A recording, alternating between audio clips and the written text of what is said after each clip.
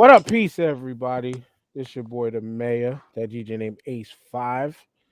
Your mom's favorite fat guy chilling outside in deepest, darkest Africa, currently with this conglomerate mix mash episode of the Starting Five. And wrestling is trash because you will be hearing this on the homie B Rob's feed coming soon. Well, pretty much tomorrow when this episode should drop. But you're gonna hear this as you're seeing it live in the Start Five Podcast Facebook group and on the Start Five Podcast YouTube page. I brought a collective of four. I guess I'm including myself, but three other great wrestling minds in the building. Lou from the BX, what's good, my brother? You know what to do. Yeah, man. What's going on? Lou from the BX. You can check me out on Instagram, Lou, Everything Podcast. We talk about it all. We do it all. Wrestling, hip-hop, current events, whatever you want. Mental health, a little bit of everything. I mostly find myself talking about myself on my show lately, but that's literally all I want to do. So ain't nothing wrong with that. And pause, underneath him, we got brother Green Screen. What's going on, everybody? It's Brian from the UWO podcast. Long time no see for a lot of people.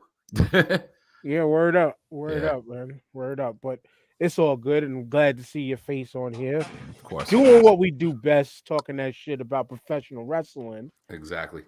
And while we do that, we still have the one active wrestler on this episode. Mitch, we haven't seen you in a minute, man. What's good with you? Hey, did you mitch me? I mitched you. I'm just sharing this YouTube, man. Starting 5 podcasts on YouTube, man. Make sure you're subscribed. Make sure you like the video, comment on the video. I tell you what, it's an honor to be here on the Starting 5 podcast, my first time. And boys, it's all boys. Are you ready for WrestleMania? Let's go.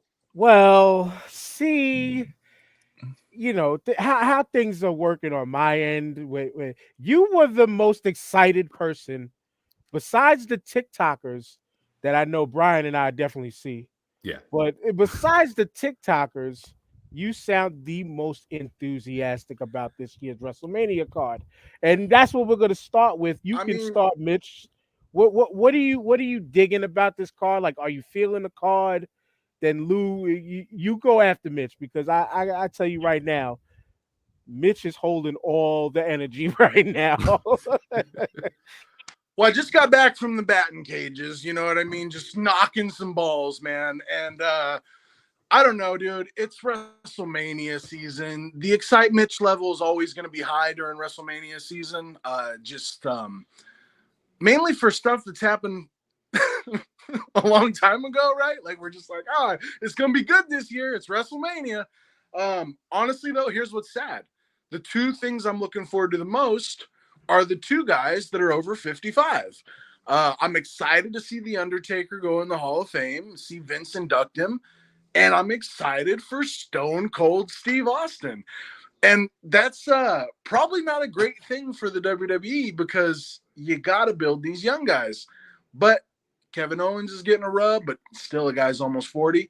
But you know what I found out, guys? I think as you get older, you just that's when wrestling's unlike anything else, where like when you hit 40, you're probably in the prime of your wrestling career. And when you're 45, you know, it's like, all right, 50 even. I mean, Sting 63. It's just it's crazy, man. It's crazy. But other than that, honestly, I mean, I want to see what happens with Brock Roman. Yeah, it's not the best card in the world, but it's 2 nights, and it's going to be in front of a big crowd both nights. So maybe we'll get some surprises.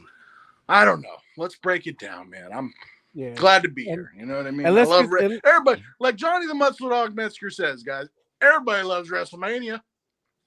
Yeah, to a point, but let's just break down how we're feeling about this card, Lou, from just the initial feelings. And then we're going to actually run through night 1 and night 2s. I mean, as far as the card goes, it doesn't seem to be that exciting. But I've been thinking about it the past few days. And I think, honestly, it's going to be a really good show. I think it's because of the fact that I think they're going to have, like, not so much a point to prove, but I think when you go in with, like, a feeling of not, like, expecting a whole lot, you get pleasantly surprised. And I think, me personally, I'm going to end up getting pleasantly surprised. I'm excited about Brock and Roman. That's a given. I'm really excited. And I'm more excited to see the match itself, plus, you know, what they're going to do with these titles, because they're talking about unification and all that, and that could lead to a whole bunch of other things. So I'm excited about that. Ronda and Charlotte, I feel like it's a little underwhelming, the build, but, you know, Charlotte usually puts on a good show when she's in the spotlight, and it's WrestleMania, so she's probably going to go out there and work her ass off. And Ronda doesn't really take nights off so much. She usually puts in the work. I honestly don't really know too much else about the card. I'm a little disappointed to see that Ricochet's not on the card yet, or that Finn Balor's not on the card, seeing as how they're champions. But they do have to have Johnny Knoxville and who's the other celebrity that's showing up? Jake Paul. So you got to get your Jake Paul and Johnny Knoxville. So fuck those titles, right? Yeah. Pretty much, Brian. And McAfee. I mean, yeah, but McAfee technically is but an he puts in employee. work though. Yeah, but McAfee's technically an employee. Like, I'm not really much excited for a lot of things, to be honest with you. Like, there's a lot of, like, once we go through the card, and I was reviewing it before we even started, like, there's a lot of, like, throwaway shit. Like kind of like Lou said, like, some of the matches that we're gonna pretty much breeze over, they could have probably threw in, like, a nice title match or something here and there, built on somebody else's story. They could have did anything except for some of these matches. But let's hope, Ryan, that some of these matches are truly go home, get the fuck out of here, let me never see you type of matches again. I'm praying to God with a lot of it, but for me personally, I'm more excited about the Monday after Raw. Like, realize this, we've waited for 20 plus weeks, and finally Veer is gonna come. Veer's coming. Veer is finally gonna come. All right, it's been a running joke on our show for a while, and come celebrate Veer Day with us at the UW. But no, honestly, Mania to me this year, it's exactly what I've been saying for the longest time. It's like, you got no major stories going into it except for one, which was Brock and Roman. Everything else has just been thrown together. And this is the problem. Usually WWE used to book WrestleMania is like 3 to 6 to 7 months out. Like SummerSlam time, you can already start to see the path. Like right now, it's just like, what do we do here? What do we do here? Ricochet got an IC title match, and it's on a Friday. You know what I'm saying? Like, why ain't that on the card? But at the same time, when I look at the card, I'm like, at least it's going to be somewhat entertaining. Like, I'll be honest, I'm not the biggest Johnny Knoxville, like, being a part of WWE. I like Knoxville. I think he's hilarious. I love Jackass. I'm intrigued now to see what are they going to pull off in a WWE ring with this dude. He's going to do whatever he's going to do live. So for that, I'm kind of hyped for it. And like Logan Paul, it is what it is. McAfee, I'm kind of excited because I feel like this is going to be his transition from being an announcer to actually being a full-time character. You know what I'm saying? Like, I could see them, whether it's a manager or some other shit. Like, personally, instead of Theory, I would have wanted to see him against Corey Graves. If Corey was cleared, that's a story that they can go with. So I'm kind of intrigued to see what comes from Mania this year. But to be hype about it, I'm not that hype, but I'm intrigued to see what it's going to be. Yeah, and like, a lot of people probably thought that the Corey Graves thing was going to be it because, you know, announcer versus announcer who was just cleared to go back to in-ring if he wanted. Yep. We got some audio issues. Yeah. Well, that would be a Crack good match for over there. Survivor Series. That'd be a good match for Survivor Series. You know what I mean? You mean bragging rights? Well, yeah. I don't know. I just I think that Corey Graves' return, if he comes back or when he comes back, I think that should be a big deal. I think like somebody should mess with Carmella, or I don't know, something's got, or they just mess with Corey. But I think that should be a big deal. This is McAfee's WWE debut. I know he did one match in NXT with Adam Cole, and he lost, but I know he put on a good showing. Did he do like a shooting star or something? He was great in that fucking match. Yeah, he did War Games too. Yeah. Oh, that's right. He went off the top. He was the male combatant that went off the top of the cage in War Games, right? Oh, word? I don't think I saw that. Yeah, that was 2 years ago, right? 2 years ago. Yeah, he was great in those matches that he had. He's actually like, I like about him is that he takes the shit seriously. He's serious about, like, he loves the WWE. He loves wrestling, and he goes out there and he tries to give like 110%. Like he really goes for it. That's why I really appreciate it. Right, and that's what I was trying to mention before y'all said I had audio issues, which I thank you for. But yeah, he's mentioned it, like, when listening to Busted Open, things like that. Like, he's mentioned how he's kind of taken it serious for years. Like, he's always owned a wrestling ring and will go out and take bumps on his own, have people come train him, all of that. So he's legitimately, in some sort of a way, built himself for moments like this. It's just the day in and day out repetitions that you truly need to really. I mean, Mitch, Brian, y'all trained. Y'all can speak more to the day-to-day reps that you truly need in order to really, really tighten up your craft. I mean, like, for me personally, I look at McAfee and this would be me, my damn self. If I was a celebrity who had money and I'm a wrestling fan, I would build a ring. But as someone who's actually like gone in and taken the bumps, you got to be, and Mitch will attest to this, you got to be in ring shape. There's a difference between being in shape and being in ring shape. Like, your body's got to be accustomed to those falls, like, because those falls aren't natural. You're not supposed to, like, you're not used to doing this when you're falling. We got to do this and tuck your chin and blah, blah, blah. Like, you can know all the secrets, but it's not a natural instinct for your body to tell you, hey, do this. You know what I'm saying? So a guy like McAfee training and was being prepared to get into the business, knowing that he wanted to be a part of it, was a great thing. You know what I'm saying? It's smart on his part. And it's cool to me when I see people that are in the outside world who actually appreciate wrestling. Like, you can see a difference between a guy like him or Knoxville compared to what Logan Paul's doing. Logan Paul's just here for the check. You know what I'm saying? But he wanted to be a part of this. And now he's like, he worked his way in this. You know what I'm saying? Yeah. Guys, I want to first say, yeah. Oh, go ahead. I was gonna say, talking about the bump taking. Yeah. Well, I just want to apologize for my studio, man. My camera stand broke. So I'm holding my phone like a jabron. But and also just an update. I know you guys have been wondering. It's like, dude, Mitch was the champ last time we saw him.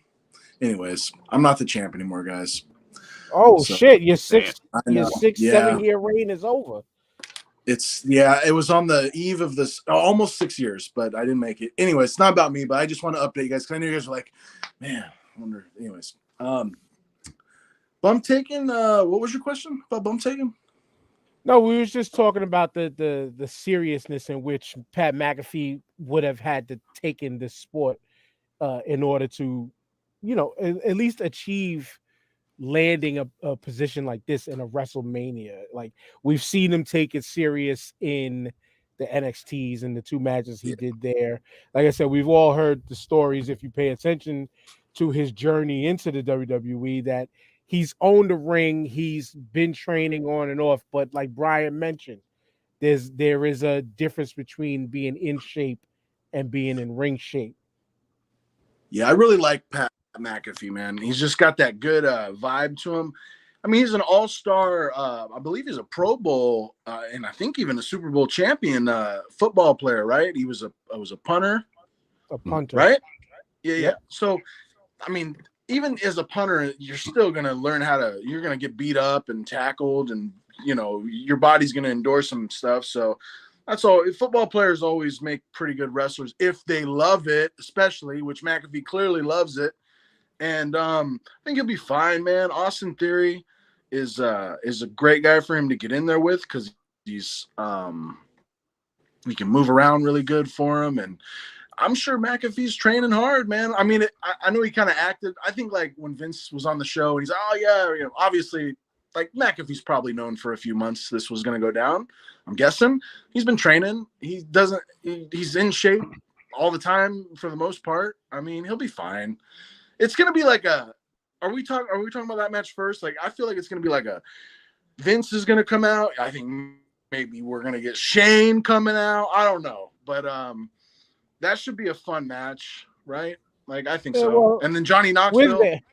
We're there. And those two, so I guess we'll get the celebrity involvements out of the way, which There we go. they seem to all look like they're lined up on night 2. All of them? All 3 of them? The way, hold on. Yeah, let's start with night 1. Maybe, I don't know, whatever. It's your show. But yeah. To touch on what Brian was saying. Yeah. I wanted to start with night 1, even though we kind of advanced into night 2. But yeah, I think we could get through this one really quickly as it pops up, and it should be. My bad. It should be here. Drew McIntyre. Oh no, actually, it's the wrong page. Hold on, I'm just fucking up tonight, y'all. No, I'm sorry. You had Austin Theory and this is Yeah. Because I had the wrong tab up. Yeah, I think that's night 2. That's night 2. Here's the shitbag of night 1. I mean, can we fast forward through this? Do y'all need to talk about this one? Seriously. I'm so sick of this guy's Madcast Moss's face. I'm so sick of that. I like Corbin better when he was a crackhead. Every time he comes out, he's fucking laughing and jumping up, and it's like fucking annoying. Yeah, so I guess this is a clean sweep. We all expect Drew McIntyre to, pretty much mop the floor with them. Yeah. All right, cool. We could get off of that nonsense because this is one of those matches, Lou. This is one of those matches where it's like, okay, we could have threw Ricochet and just give a title display. But what kills me about matches like this is like they've had this match already like the last 6 or 7 weeks. Like, so what the fuck is so special about this that we need to see this match now? Like, it just I don't understand. It's getting wild. It's getting wild, and I'm gonna get on the floor with my wrist. All right, Mitch, you get comfortable. Like my professional setup here. All right, hold on. What? I gotta plug my phone into the charger. Anyways, well, let's move on to the next one. This is another one of those matches that feels like it could be a throwaway, could be a sleeper. Like this could be like a real coming out party for Rick Boogs, but we all know that they're not taking these championships unless they owe it to Shinsuke after removing the Intercontinental title off of him. I don't know, Brian. I don't see nothing with this one. I personally don't see the Usos losing this title, like losing the titles here. I feel like it's going to lead to something bigger later on. But like you said, honestly, I think it is going to be a coming out party for Rick Boogs. Like we popped for the dude the first time we saw him down in NXT. I thought he was hilarious. I was like, yo, that place was rocking for this dude. Like he's got it. Like there's something about this young kid that got it. And teaming him up with Nakamura and using the fact that he is a guitar player and the dude's a powerhouse, man. Like if you ever seen some of the weightlifting videos, this dude is like up there, like Mark Henry type weight. Like he's a beastly dude. It's gonna be a fun match, but the titles ain't coming off the Usos. I can't see it happening. Yeah, neither do I. Anybody else got anything on this match? Because I feel like this might be like a 10-15 minute throwaway that night. I mean, knowing WWE, they might give the Usos like 25 minutes. Why, I don't know. But yeah, I just this is another one of those matches, Lou. Yeah, I mean, with the Usos, you're always gonna get. At least I feel like you're always gonna get like a good quality match from the Usos. They always, as my friend Nick likes to say, put on a banger.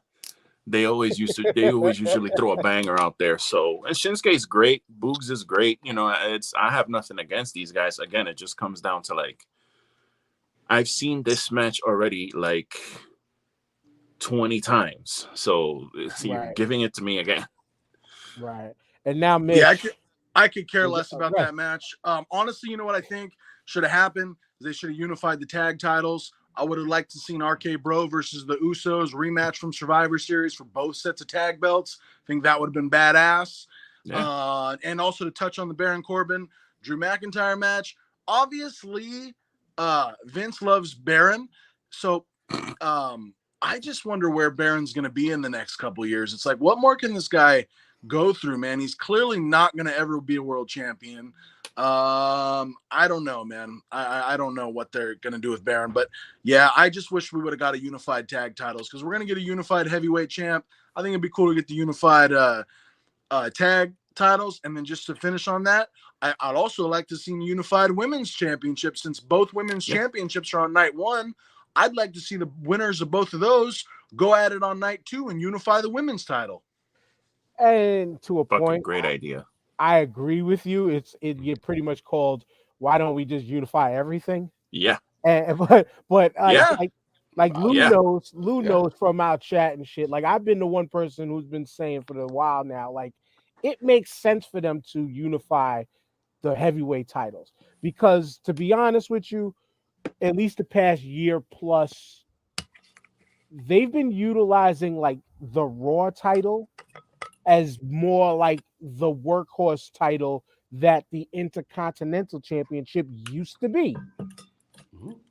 You know, like and it seemed like they never fully gave it the respect that it deserved. Like, granted, Drew McIntyre, great run as a pandemic champion.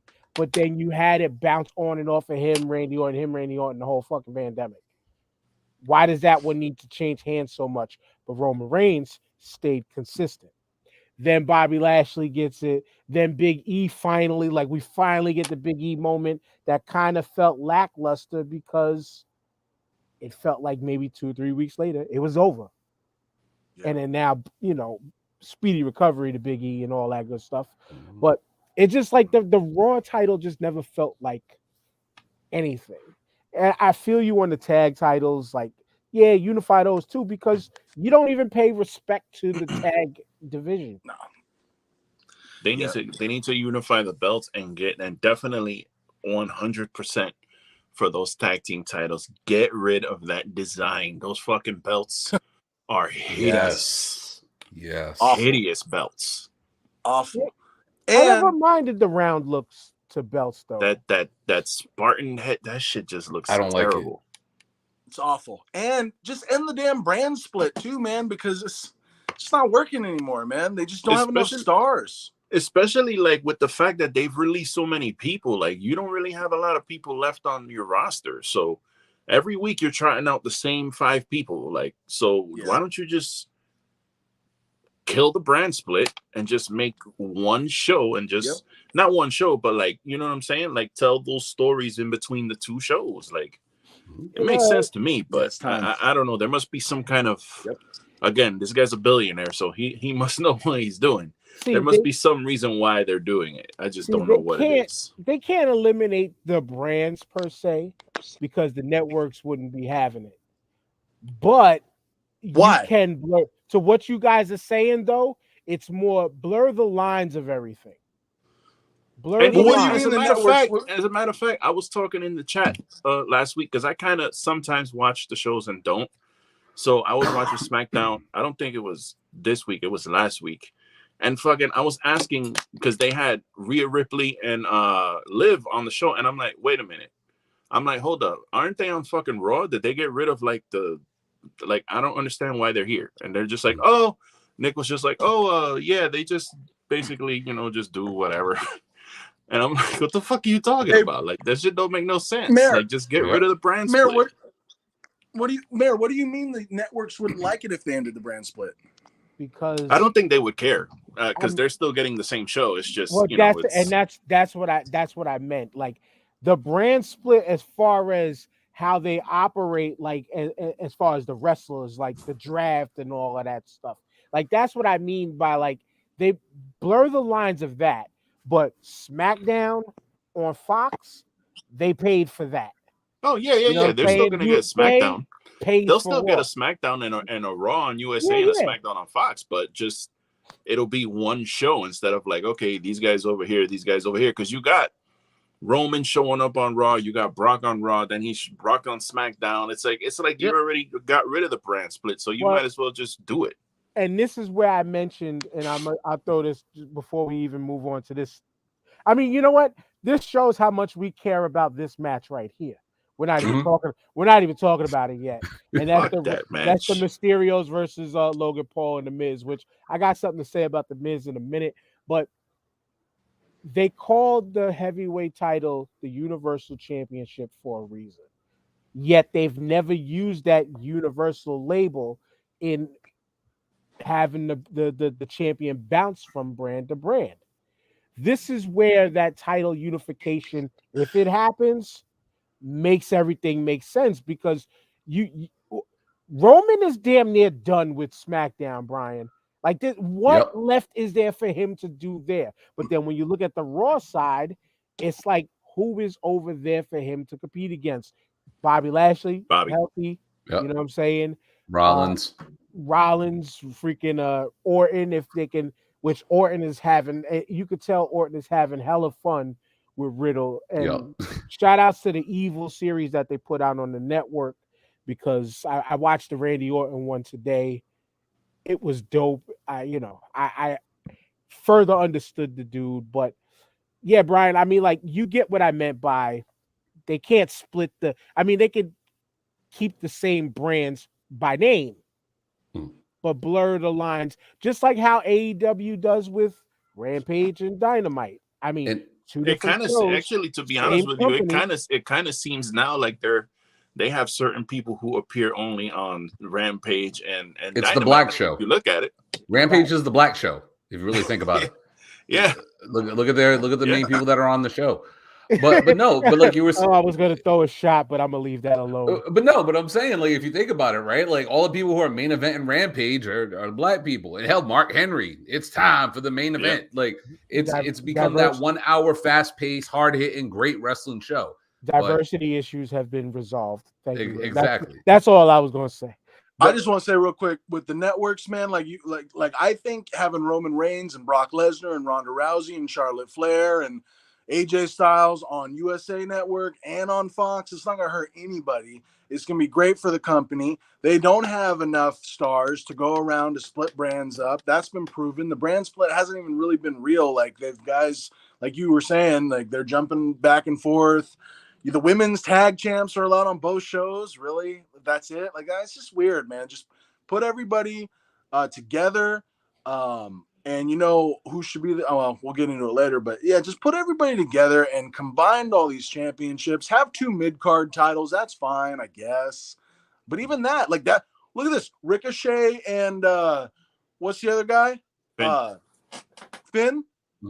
Why aren't they wrestling each other and combining that title? Like, that's perfect right there. Like, combine all the championships and let's have one show. It'll be better, but anyway. I'm with you, because, like you said, lack of superstars, lack of talent, lack of mega, they don't have megastars anymore. I mean, even with what Roman Reigns is doing, he still don't feel like that megastar that Vince wants.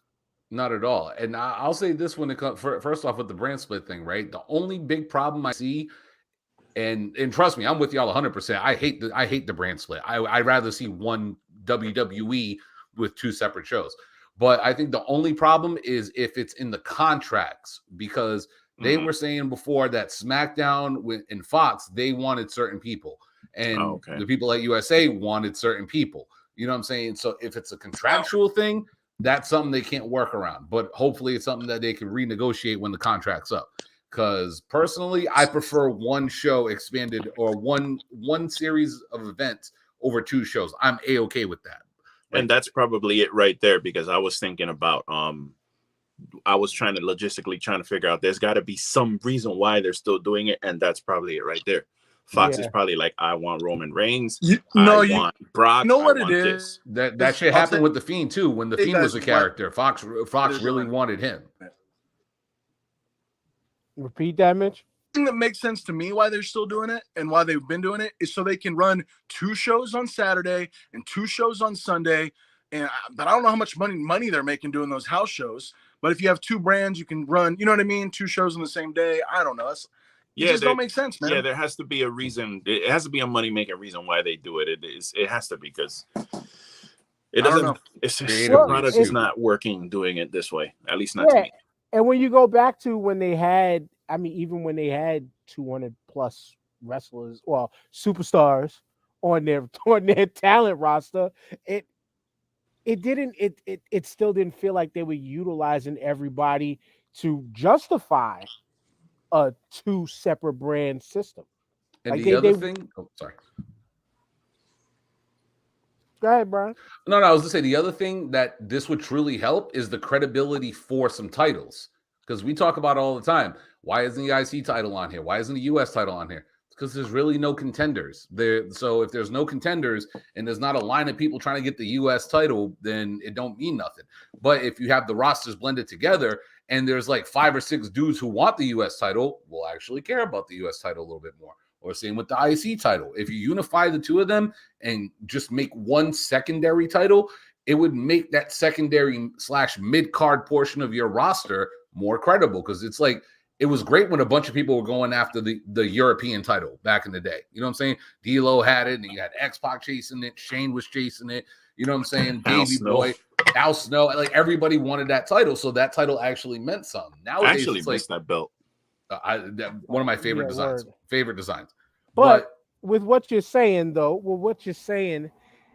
you still need the writers and creatives to actually build that. Mm-hmm. And it would help them. It would actually help the writers to write one show. It's like, hey, you're in charge of the IC title division. You're in charge of the heavyweight title division. You guys are in charge of tag team. Break it up. Make it easier for everybody. Right. But it all goes back to one word that we discuss when we bring up AEW versus WWE, and that is some creative freedoms.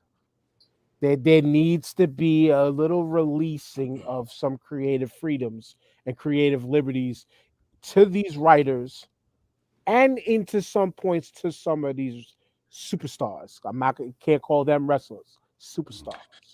You know what I'm saying? But let's move on, man. This match is just I'll say one thing about this match here. One thing about this match, Logan Paul better show up, because last year we had Bad Bunny in there with the Miz and Morrison and we're not getting what's the name, and he showed the fuck out.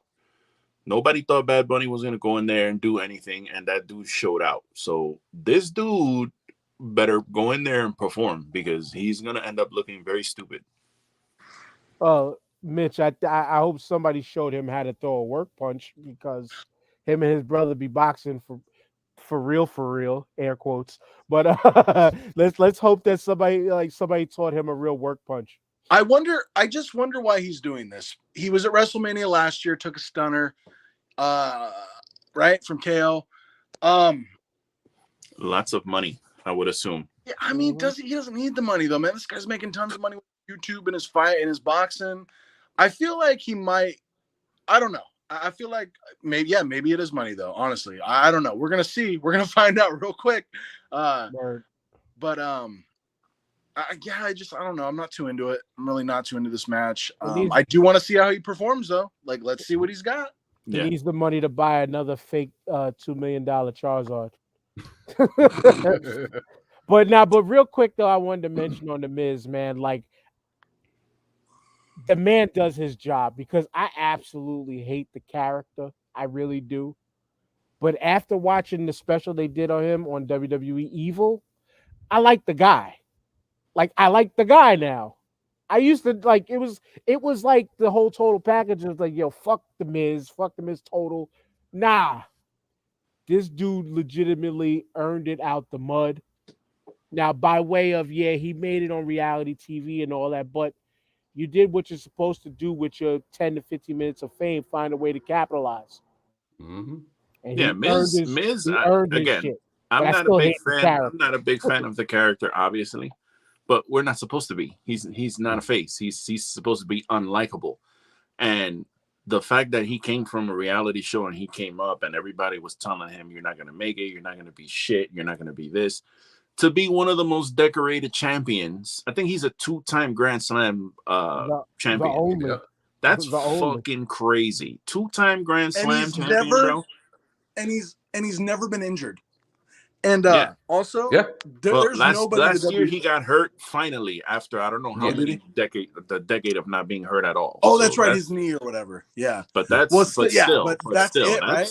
that is something else. it's crazy. I say this about Miz because on our show we bust Eddie's chops because he went to WrestleMania when Miz fought Cena, so he fucking hates the Miz. Ugh. Personally, I love the Miz. Like I've been following him. I actually watched The Real World back in the day, and I remember seeing Yeah. the character.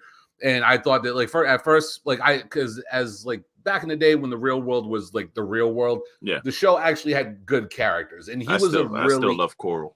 yeah, same here. Coral was my girl. You drew connections to people, and I actually opened up to Miz back then, and I was just like, oh, he's a wrestling fan, cool. Then to see him actually try out on Tough Enough, it's like, oh shit, the Miz. Oh, hopefully he makes it. And to see the journey that this man went through, like the story even on Evil, the person that he was eating chicken in front of, they can't talk about, but it was Chris Benoit. That was the guy who cursed him out and banned him out of the locker room. Yep. You know what I'm saying? Like Miz went through a lot of shit and earned a lot of people's respect along the way. And like you said, Dan, that Evil documentary was fucking beautiful. It showed how, but he's a fucking first ballot Hall of Famer. For Christ's sakes, I'll say it right here. Yeah. I'll say it right Yeah. now. Depending on the year, he may main event the fucking thing. And then the thing is with He him got the too, credentials for it. and the thing is with him too, like I don't There's see him another. I don't see him slowing down at all. Like he still looks like just a young dude. Like he still got like 10, 15 years in him to like keep doing this shit. Just to me, it looks like he works smart. Yep. That's just what it is. The man works smart. And there's another documentary WWE did on him that's on the network or somewhere. I watched that. It was good. I watched some of the Evil one too. But yeah, and there is nobody the WWE trusts more with celebrities than The Miz. Mhm. And that says a lot. You know what I mean? That is the truth. Those, yeah, he's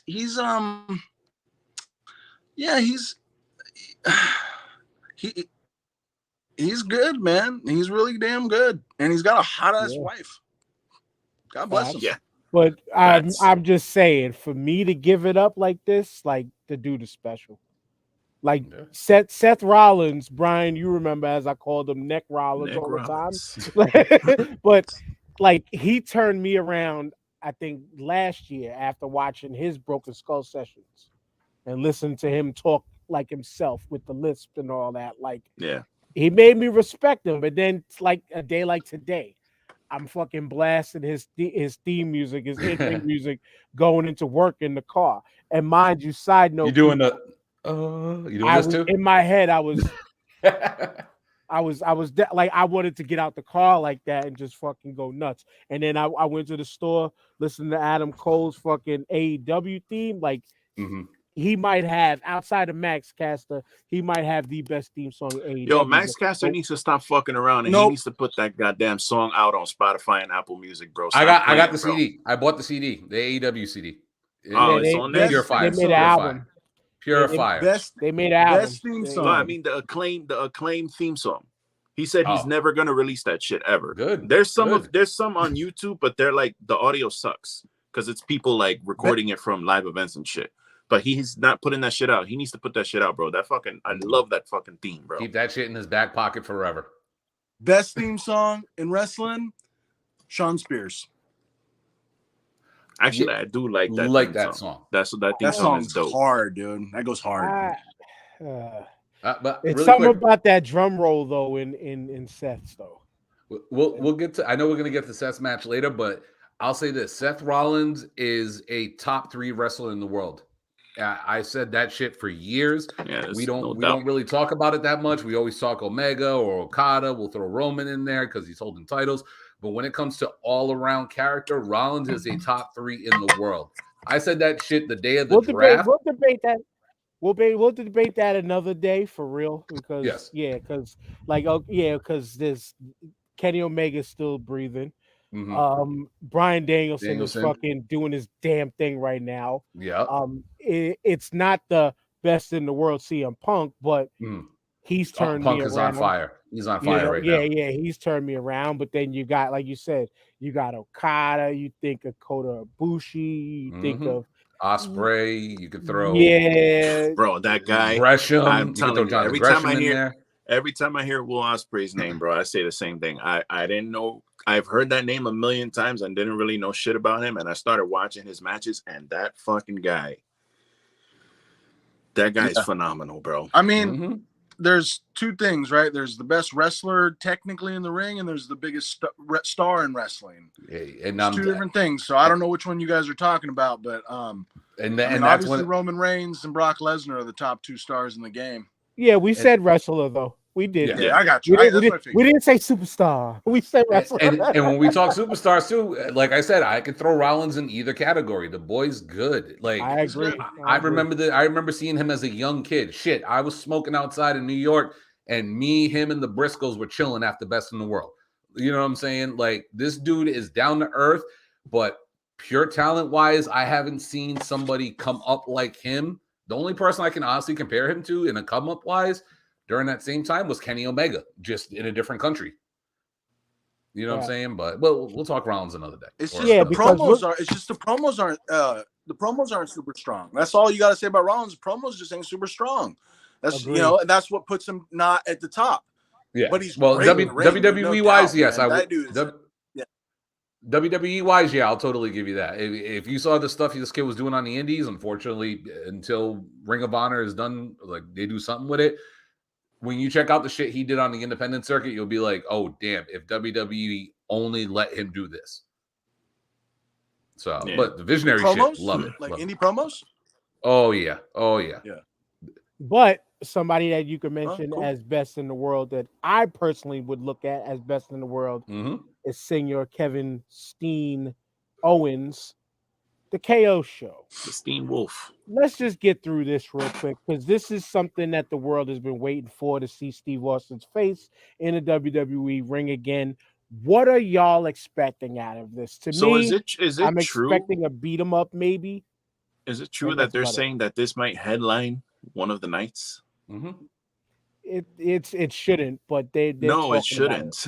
It shouldn't. Yeah, not at all. I understand Stone Cold Steve Austin is probably the greatest fucking one of the biggest wrestling stars ever. But if he's not coming back for an actual match, then this shouldn't be fucking headlining WrestleMania.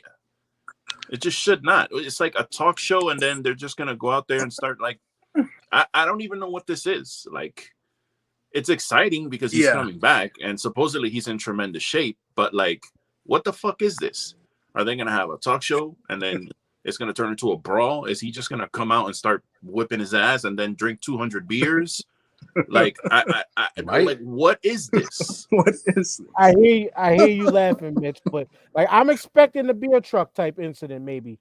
I don't know. What you got going in your head, Mitch, that you laughing about this?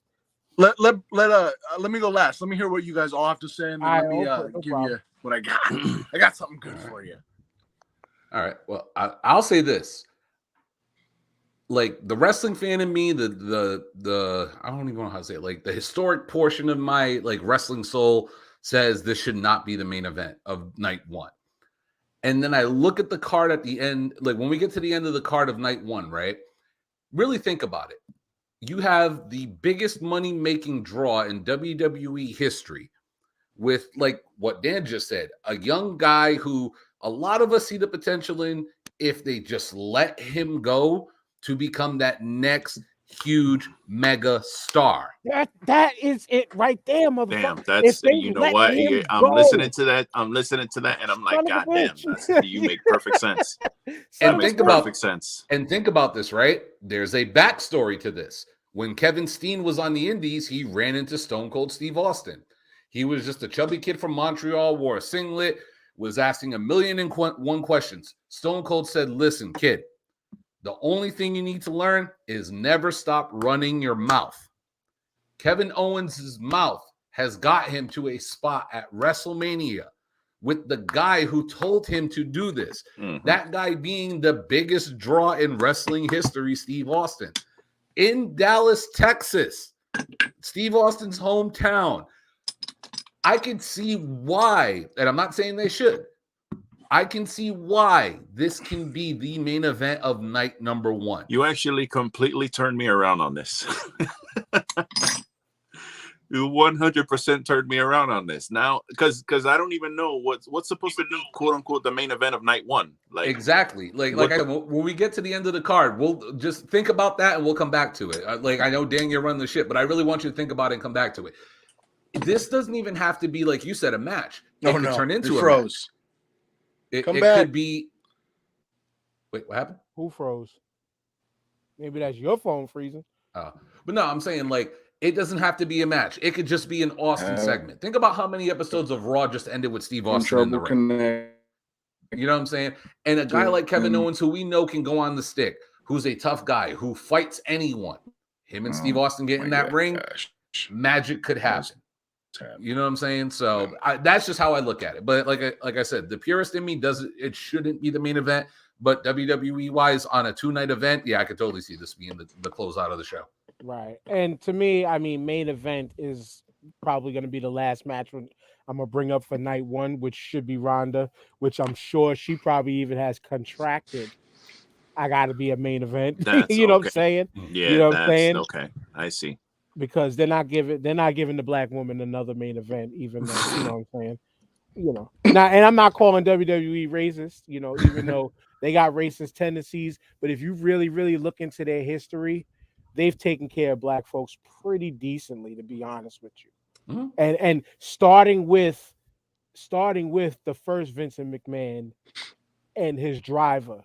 Yeah, when I heard that story, that took me back. I had no idea about that whole thing. Yeah, I shared that, right? I shared that. That was crazy. But Mitch, go ahead. That's if you're not frozen. Yeah, you're freezing up.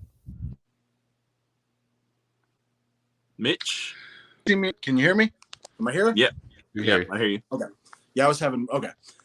All right. So first of all, how awesome is it to be Kevin Owens right now, too? And for the guy's 5'8" with a belly, was told he probably would never make it. This and that. Wait, he's that short? He's got to be not that 5'9". tall.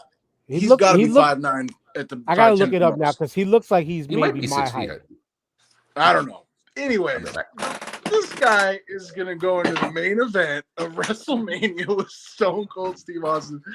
And here's the thing: there's nothing that can follow this. Stone Cold Steve Austin at WrestleMania He's 6 foot. Texas, whatever it is, like you were saying, dude, what is this? Because Austin cut that promo and he's like, and that was an amazing promo too. I was just like, oh my, that sold me on WrestleMania. I was like, all right, I'm all in.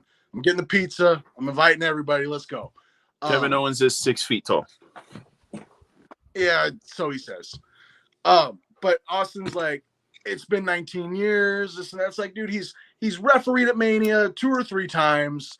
He's done stuff at Mania, been physical with people. Why does he keep saying 19 years? I'm bringing it. You can call it a match, a brawl, a fight. It's like, well, what is it going to be? Like, it's the KO show. I don't know, man. I don't know what this is. Is Austin is going to be an impromptu match? My buddy Adam Thornstowe, the Reno Scum, you guys probably saw him on Impact Wrestling. He was like, Austin KO show night 1, Austin KO in a match night 2. I don't know if that'll happen, but it's not a bad idea. I don't know, but I'm definitely excited for this. And I mean, this is what I'm most excited about, honestly. Like, I'm like, I don't know. It's just, it might be his last run. It might be the start of his last run. I don't know. Yeah, because you got to, WWE's booking a lot of stadiums. They got Saudi Arabia. I mean, if you're offering a guy $5 million to do a match, it's like, how are you gonna? And you want to do it? It's like, I don't know how you say no to that. But I don't know, guys. All I know is I'm really excited for this, and you can't follow this. Of course, this is the main event. If this is all they're doing, is night 1. Is Austin gonna do something on night 2? I mean, I don't know. I'm excited. That's it. I'm pumped. Good point which I didn't think about, which is they could utilize this and have spillover into night 2. And then maybe this is where the whole Seth Rollins thing comes in, and we get the Cody Rhodes situation in, and who the fuck knows what's going to happen with this thing. That's the one moment in this night that is definitely a wait and see. But I'm actually, if there was a match that I was excited for on this one could be it. Give Becky Lynch her props. The woman goes in the ring and puts on phenomenal matches regardless. Bianca Belair has been doing nothing but phenomenal things in the wrestling ring over the past year plus. And all the hate that this woman is consistently getting from the internet wrestling community, especially you fake marks on TikTok who, let's keep it real, y'all don't like her. Just say it. Why is this black woman getting all these chances? She to think and assume that people assume like she's not overrated. Like I don't think she's even shown her full potential just yet. And she's earned these 2 moments in WrestleMania thus far and has years and years more to go. But I think, like most of us think, this is where the retribution from SummerSlam last year gets paid off and she gets the belt back and then finally gets a decent run out of it. What do you got on that, Lou? We'll see. We'll see, man. I at this point, I'd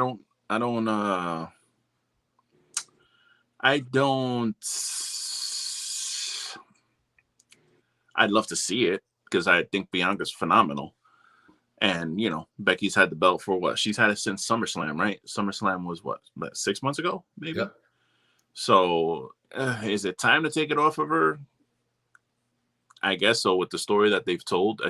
I'm not feeling the excitement that I once felt for this feud anymore. And, you know, Bianca, I don't even think has been on TV because she's got like an injury or whatever. So do I have faith that they'll put the belt back on her and give her a nice run? I don't know. They'll probably transition her because that's what they do. That's what they do. But again, I'm not trying to be a negative Nancy. You know, we get that like stigma of hating WWE. I don't hate WWE. I want them to be better. I just bingo. For some reason, I look at this match, and even though I think it will probably be a great match, to be honest with you, because they're both tremendous workers, I'm just not invested in it as I once was, honestly. Well, I will say that I think this will be better than Charlotte and Ronda, which I love both of them too. Yeah, but Brian, where does the whip marks land on Becky Lynch? All over that ass. There's not a lot back there. But no, I'll say this. Personally, I love it. Like, I'm not hyped for the match, like Lou said, but I love the story that's being told. And you're gonna notice with me when it comes to WrestleMania, I always have this theory of, like I said before, take it and run with it. Whatever you're gonna come out of this WrestleMania doing, run with it. Let it play out because you got the angles in place. Just let the shit happen. And to me, this story is great. I've been saying since day one in NXT, hell, even the Mae Young Classic, Bianca Belair is probably the most naturally gifted woman wrestler I have ever seen. People want to talk about Charlotte Flair all the time. When it comes to bell to bell, this girl is damn near perfection in everything she does. She's a powerhouse. She looks great. She's marketable.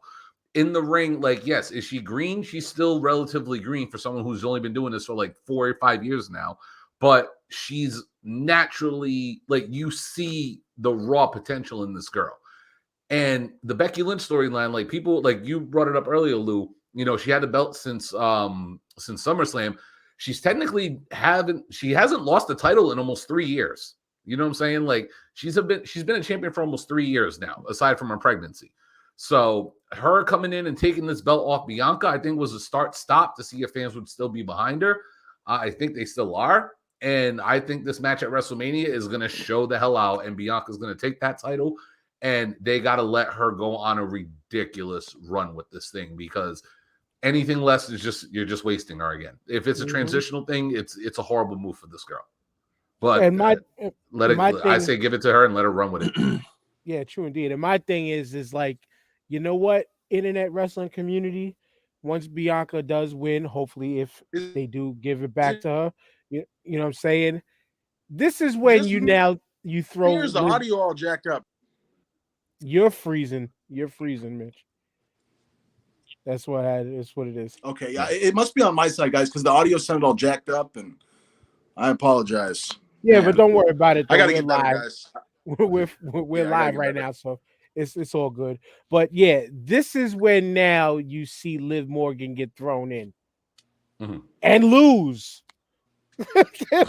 And lose. I'm tired of all that Liv talk. She's doing her thing, but no, it's not time for her yet. And like you said, Brian, I mean, hey, You know, I think I'm she's gonna end going. up with she's gonna end I'm up a going. tag team champion. So she's Yeah. not in the picture right now. Yeah, but Mitch, where are you at on this match? okay, can you guys see and hear me? Okay, I was Yes. hearing audio problems, but okay, I don't know what's going on. I don't know. Okay, so I'm gonna just break it down for both women's matches for you, so I'll save you some time from me here. I think they booked the women all wrong for WrestleMania. I thought bringing Ronda back at the Rumble and having her win, right move. That's the only way you bring her back. But how are you going to come back, win the Rumble, and then say, oh, last time I was here, I got pinned by Becky Lynch. It's my only pinfall of my whole career, and my shoulders weren't even down. But you know what? I want to wrestle Charlotte Flair. Makes no sense. Right. And then also, it's like you have Lita. You have a big superstar that wants to come back. That's great. They did it in Saudi Arabia. They had the billboard. I loved her on Broken Skull. I love Lita, dude. Lita's a legend. Why isn't Lita getting a WrestleMania comeback moment against Charlotte? That's the two women's matches we should have. Should be Lita, Charlotte, and Ronda, Becky. And I love Liv, though. I think Liv's got to get her dues as well. And Bianca's amazing, but she just main evented last year and won. I don't know. So I'm just totally not digging either women's match, to be honest. Sorry. I think it's just booked wrong. I don't like it. Why? I said it all. I'm done. I love women, Yeah, but I don't like the way these women are booked for WrestleMania. Yeah, I'm sorry, Mitch. Don't make sense to the WWE. That's not it's not how they operate sometimes. It's like, yeah, you bring Ronda Rousey back to quote unquote go after the GOAT of women's wrestling. And I am not ashamed to say that because Charlotte is what she's billed as in my eyes. You know what I'm saying? They should have had her run with Becky and then had Bianca win the belt, say a couple months back, and be Bianca Charlotte, title versus title, like we mentioned before. But that's not what we got. We got this here, and I think they're gonna have Ronda win like right out the gate. Oh yeah, Is definitely. that fair? Is Yeah, that they're fair? gonna have Ronda win because you got to we still have 5 more championships for fucking Charlotte to win to match Flair's record. Yep. So she's got to lose it to regain it. Makes sense. True. Honestly, I I don't think think I'm the only Charlotte's person ever going for gone Charlotte. 6 months without a belt, or 3 for that matter. I think they're going to give it to Charlotte. I think Charlotte's going to win this. Maybe No this way. is them trying to humble Ronda. You know what I'm saying? Like she's coming Possibly. back now. It's a possibility, but I mean, the safe bet is to give it to Ronda. But I'll tell you right now, don't be surprised if that WrestleMania crowd is cheering for Charlotte the entire way and booing the shit out of Ronda. Oh, without a doubt. Yeah. You know what I mean? Yeah, Yeah. doubt, bro. she did lose a lot of favor with those comments she made a while back. Yeah, and to me, Charlotte, this is the best she's ever been. And I've been hating on Charlotte for the longest time, but I can't not say it anymore. This past run has been her best run. Like her attitude's different. Her in-ring work kind of regressed a little bit, but her as a character has stepped up a lot for me. And I don't know what it is. I'm actually pulling for Charlotte to win this match. Like, can't believe I'm saying this, but Well, yeah. you know where the in-ring work, in my opinion, went, and I'm gonna throw this to you, Lou, next, is that we've mentioned this before when we did one of the last few Wrestling is Trashes, that it's like Charlotte is bored. Mm-hmm. And I forgot who said it best, but I gotta paraphrase. She's like the kid who's in a regular class that should be in the advanced classes. Mm-hmm. Yeah, I think I had said something to that Yeah, effect. yeah. Go ahead, Lou.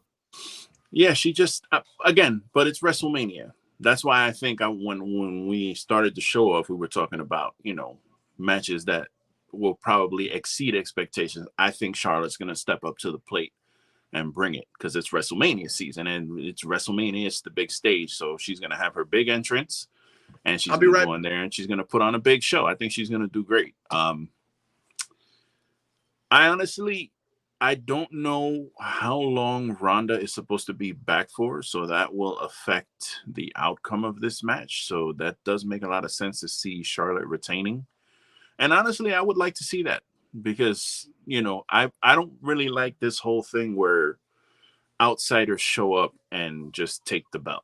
Like, I know Ronda loves wrestling. I know she loves Roddy Piper, was on her big influences, and I know she loves the business, but she is a mom. She is doing other things, and I don't know if she's going to be around for a long time. So I think if she is going to take the L, she'd like to take the L to Charlotte. So I could see Charlotte retain.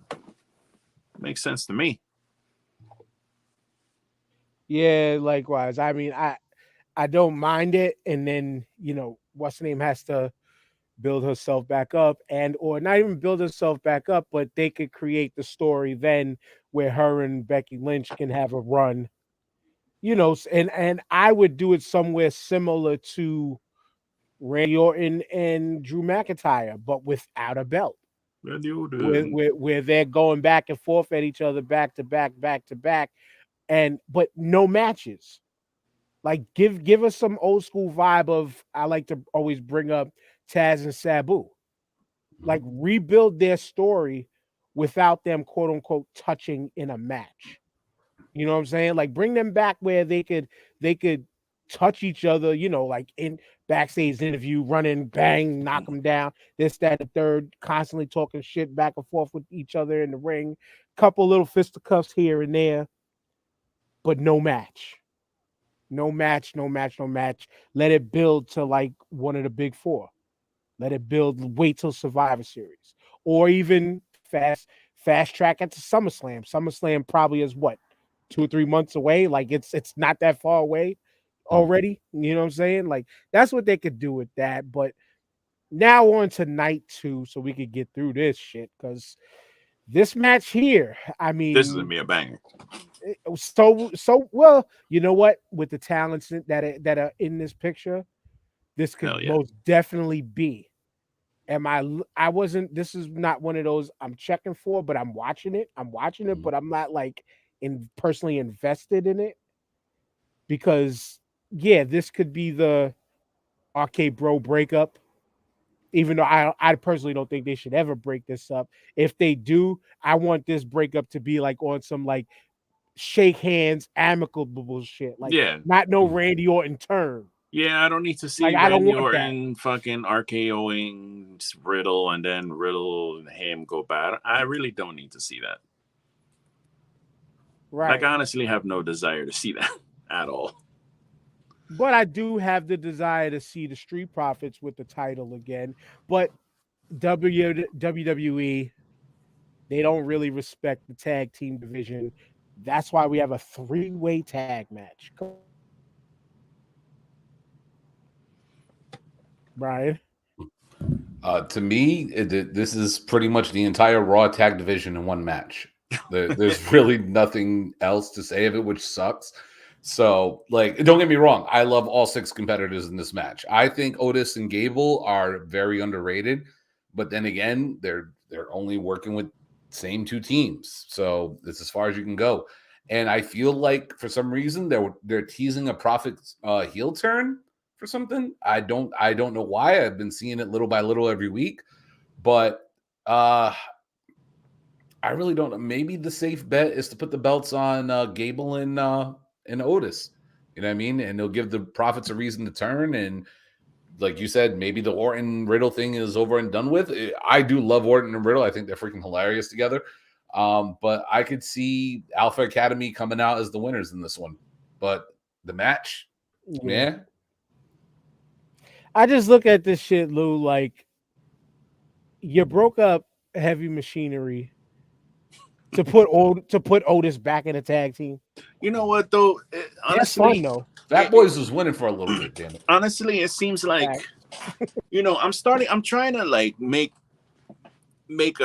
understand the madness here sometimes, because lately I've been kind of looking at some of the decisions that have been made. Like we talked about the Pete Dunne thing.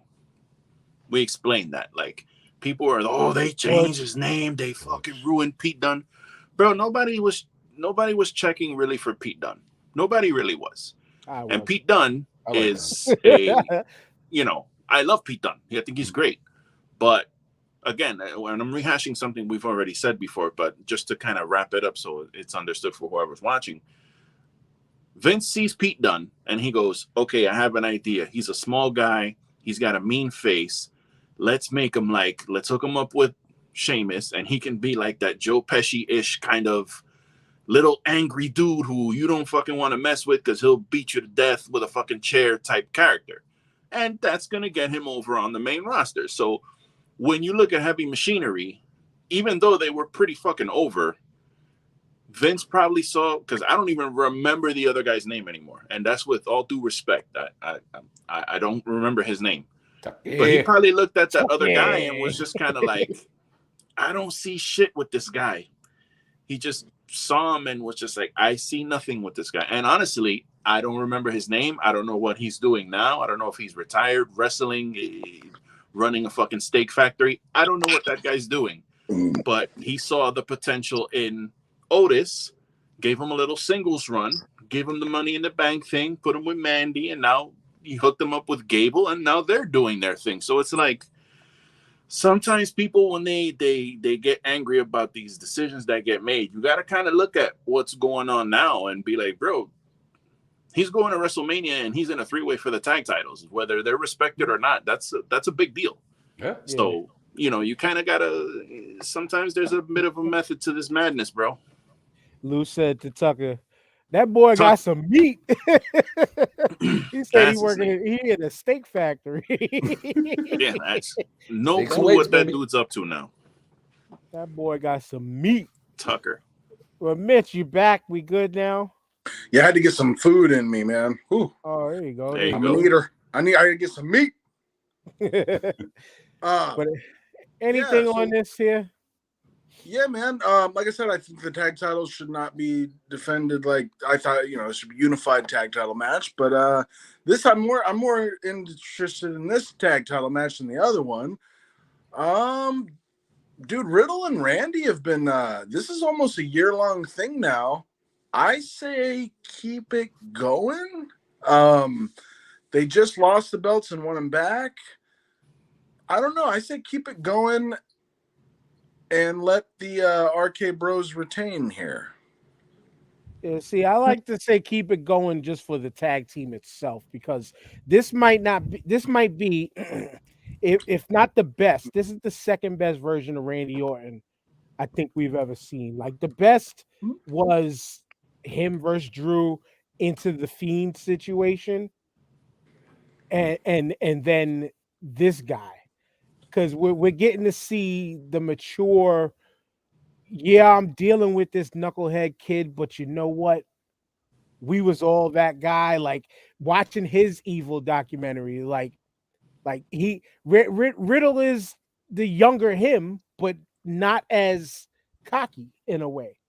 Not the I don't know what to do with this fame, so I'm gonna act like an asshole kind of like Riddle feels like the little punk ass kid, but it's a punk ass kid that's just having fun, and it's not being a dick. And him and Randy, like it's like that perfect yin and yang balance of you got the guy who could snap, but you got the laid back guy that you can't fuck with that could beat your ass for real. You know what I'm saying? Like you got two legitimate ass kickers, just two different personality dynamics. And he knows Riddle got that fire. And when it happens, Riddle's got to turn and go heel. Agreed. I don't know about that, man. What I would really love to see with the two of them, man, because I think that they're going to lose the belts. just because of the way that they re-won them back with the quickness, and now they're going back in. I think they're going to end up losing them. Honestly, what I would really like to see is like maybe they lose the belts, and then like on Raw, you know, you have a backstage thing with him and Riddle, and Riddle's all fired up. He's like, "We got to get our belts back, Randy. We got to do this." And Randy just gives him the rub, like, "Listen, kid, you're a fucking stallion. You know, I think it's time for you to ride off on your own now. We did what we did. We had a run. We did this and that. Mm-hmm. You know, I always got your back, and maybe somewhere down the road we can hook back up. But for now, go do your thing," and kind of give him like a rub. And then he can go away for a little bit.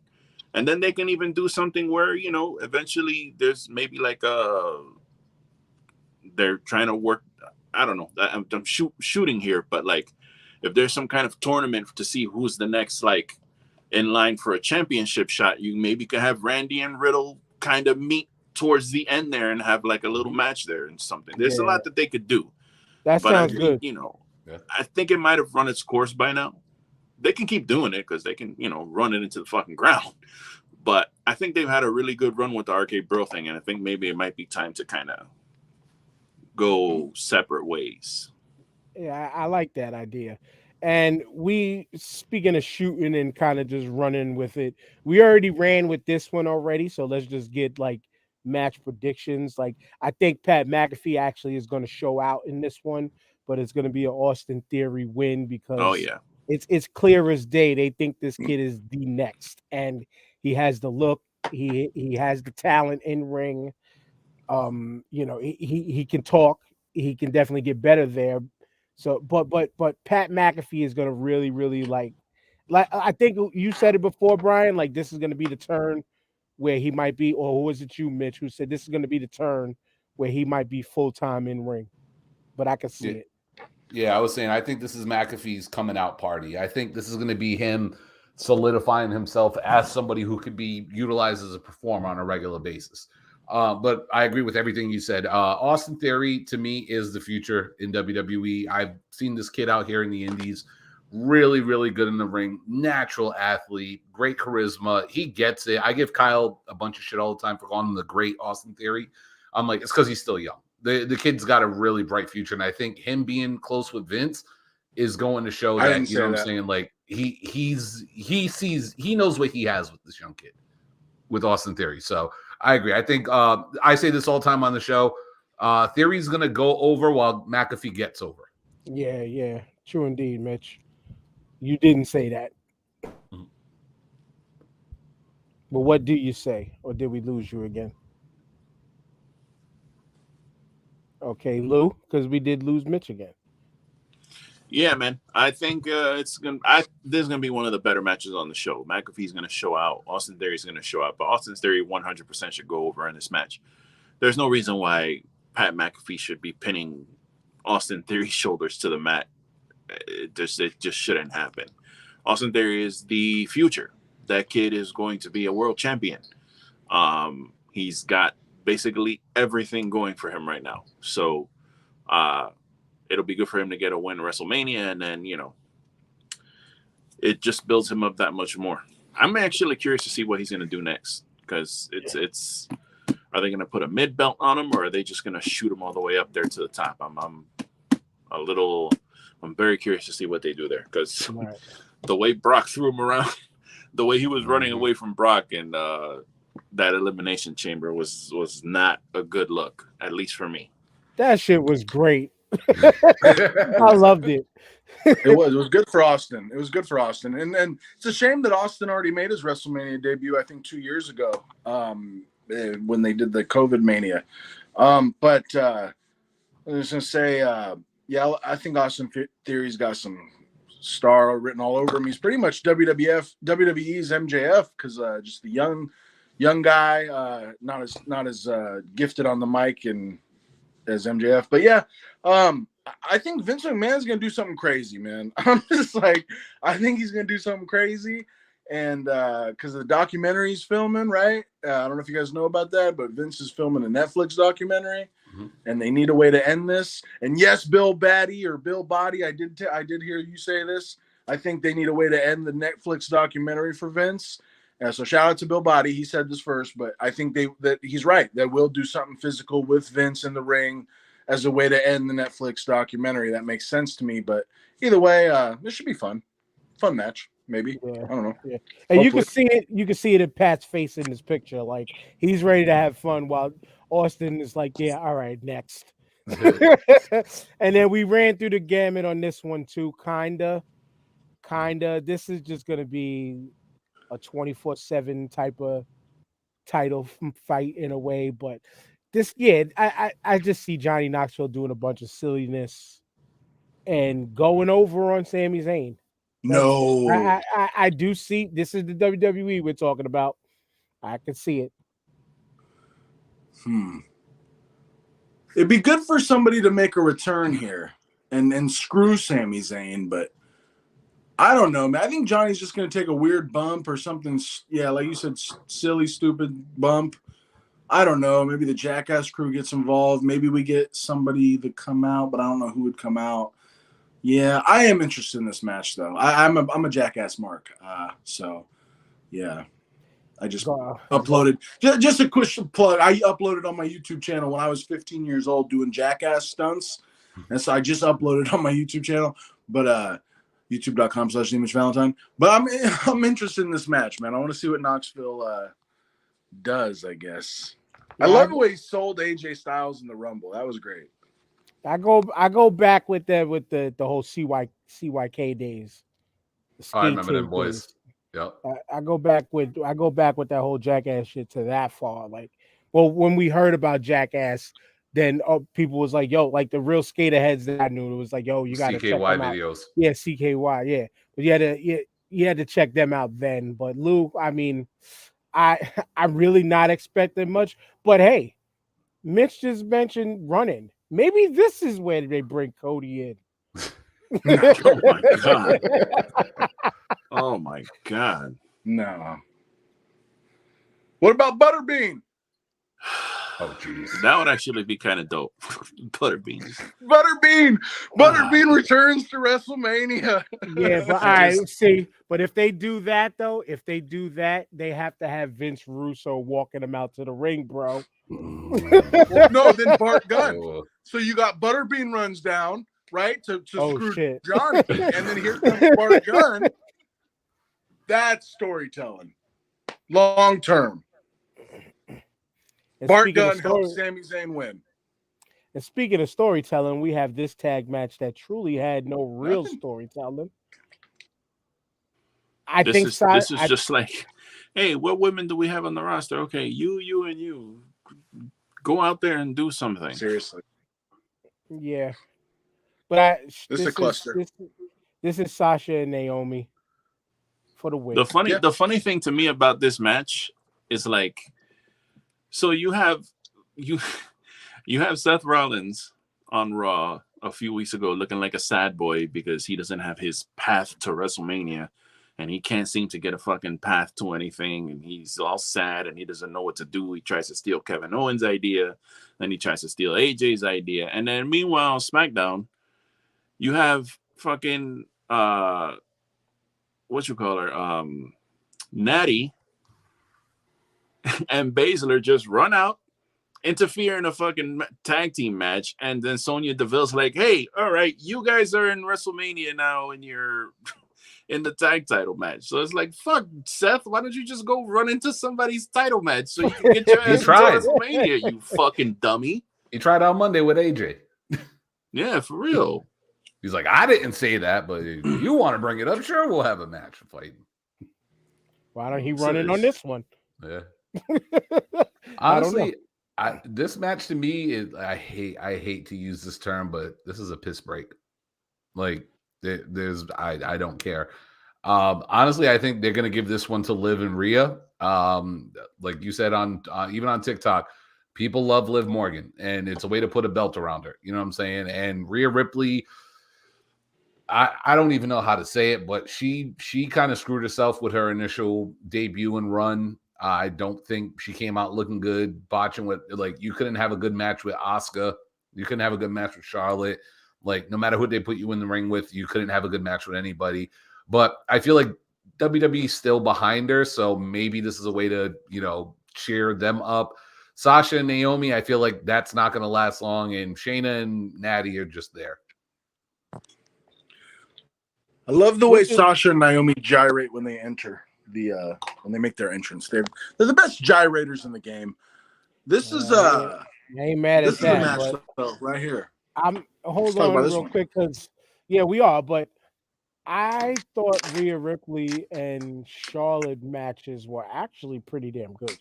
Well, the Mania match was great. Don't get me wrong. The Mania match was really good. But when Rhea came out and won the title and she was on that initial run, when she was in the ring with, especially Asuka, the matches were clunky. They had those girls go back to back to back. And then when she got in the ring with Charlotte, I don't know what it is, but those two just don't, they didn't mesh together that night. You know what I mean? Like, Rhea's initial run just didn't start off hot for me. Like, they brought her in as the Nightmare, and she was like, it's a quick nap.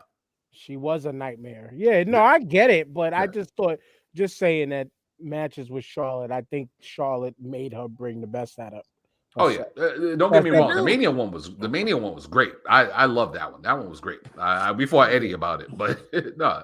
But now, when was the last time? When was the last time they brought somebody from NXT and actually gave them a real push and let them do some real things? And I know Rhea didn't have the best matches, bro, but they didn't let her be Rhea Ripley, man. It just, I don't know. It was awkward. Rise, mother. Whole thing.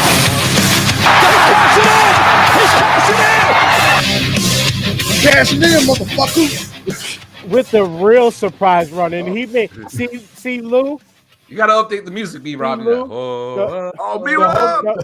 The homie B-Rob really did what Seth Rollins is gonna have to do in WrestleMania. You damn right. Rob just got his path to WrestleMania. Hit my fucking music. Right. What's good with you, good brother? Man, it is what it is, homeboy. I'm sitting here doing taxes and building shelves and fighting children in the aisleways and shit, stopping people from jumping the fence at the FBI building. I'm doing all kinds of crap. Hey. Fuck them kids. Hell yeah. But anyway, man. Happy late 50th birthday, Rob. It's not my birthday yet, goddammit. It's Tuesday. Oh. Don't forget, y'all. Don't forget, y'all, as y'all listen to this on Wrestling is Trash and the Starting Five, Ask Miss B-Rob is still open and in effect. Let them know how they can reach in for that. So Ask Miss B-Rob was going to be on Tuesday, my actual birthday, but work is about that fuck shit. So they had me coming in for the whole next week. So it's going to get postponed. It was going to be Tuesday. Now it's going to be sometime next week. I'll figure that out whenever I get to it. But if you want to submit questions for Mrs. B-Rob to answer on this special birthday edition of the Random Rambles with Rob, you can send that via my Twitter, which is by my name right here, @3R Show. You can send DMs, you can send tweets using the hashtag AskMissBRob. You can send a motherfucking voicemail to 304-825-5762. You can send a motherfucking email if you got, the goddamn, if your Twitter fingers don't want to work like that, because you got a certain amount of characters and everything. You get an email, electronic letter. If you're old now, right? Mm-hmm. Which I will be on Tuesday. So 55. So you can send the emails to randomrobcast@outlook.com. And shit, man, just wherever I'm at on social media, send me a DM, just chop it up with your boy. We make some shit happen. I got like 20-something questions right now. He just sounds like he's 55, but he's finally hitting the big 55. He's just hitting the big 4-0. Congratulations, you made it. You're the same age as my younger brother. My brother turns 40 on April 5th. So big ups to both of y'all. Big ups to both of y'all. But big ups to this match here. This is a match that is past its prime, but might be the best match of the whole night. True AJ that. Styles, Edge, B-Rob go in on it. Yeah, I am interested to see what's going to happen. You got AJ Styles, the consummate professional, never took a time off or whatever. But you got Edge coming back after a 7-year or so hiatus, almost 10 years. So it's going to be an interesting dynamic to say the least. But as far as picking a clear out winner, I think I might. My personal bias says AJ, but I think Edge is going to take the win. Yeah, and that's what's going on in my head, Brian. It's like reality says the best wrestler in this match is AJ Styles, but they're not wrestlers, they're superstars. So the best superstar is gonna win, and that's I'm just Edge. mad we don't have was your boy Chimmel, the rated R superstar. Trader Joe's. Like for me, like this is a matchup that when we talk about dream matchups that we never really get to see, this to me is honestly one of my dream matchups. I am a huge AJ Styles fan. I like Edge a lot. Like growing up, Edge to me is one of the top 5 best heels in WWE history. Like Dylon. Yeah. Dylon. Spits out fire. But to me, it's like these are 2 careers that were parallel with each other. Even though Edge did get his start in WWE earlier, and AJ didn't really get his like main rosterish push until TNA started, because no one really remembers the WCW days because they were closing down. But their timelines have like mirrored each other the whole way, aside from the time where Edge had to retire for the 10 years and come back. These are 2 athletes that were very similar in size, well, I know Edge is a little bit taller, but like appearance wise, look wise, and we're just like top tier athletes, but on 2 separate brands. And this is something that we thought based on Edge's retirement that we would have never seen. But the chance to get this match at WrestleMania, hell yeah, I'm excited for this. When it comes to the win, honestly, I'm with you guys. My heart says AJ, but I think Edge got this. And we were talking best in the world before, Lou. In WWE, if we're looking at wrestlers, AJ Styles to me by far and away is the best wrestler in that company. Oh yeah, I mean he's phenomenal, for lack of a better word. He really is. Ready to fly. And you say dream match, it absolutely is a dream match for me, because I'm actually surprised. Again, I don't watch Raw very much, but I feel like this match is not getting enough hype, because this is like, for me, this is a big deal. Like, I got an answer real quick. Yeah, because there was no real build. Yeah, it's just like kind of, it feels like it's just thrown together. They didn't really do much to like build it up. Me personally, I don't think you need a lot of it or whatever. Yeah, I mean, like again, just say freaking 5 months ago, you knocked me over the head, boom, I'm in a coma, and I wake up and tomorrow's WrestleMania, I see this, I'm like, oh shit, I'm hyped. Yeah, you're right about that. They, with their names, they really don't need a lot of build. I just feel like it's not getting enough.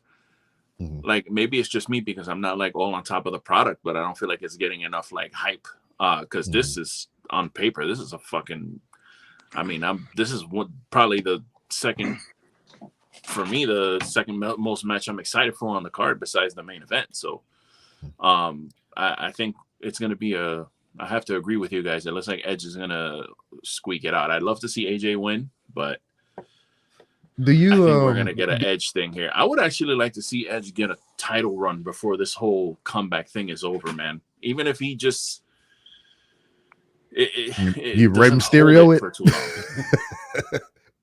The what? The Rey Mysterio it win it that night and lose it the same. They don't have to be that bad, but I'd love to see him have another run, man. I think that would be fucking super dope. Had they designated the night in which this will be taking place? Yes. We're going through the night 2 right now. Oh, okay. All right. Yeah, and Mitch, like Lou mentioned, like no hype, no, like it goes to what I was saying before. I think it's the lack of build, because I disagree.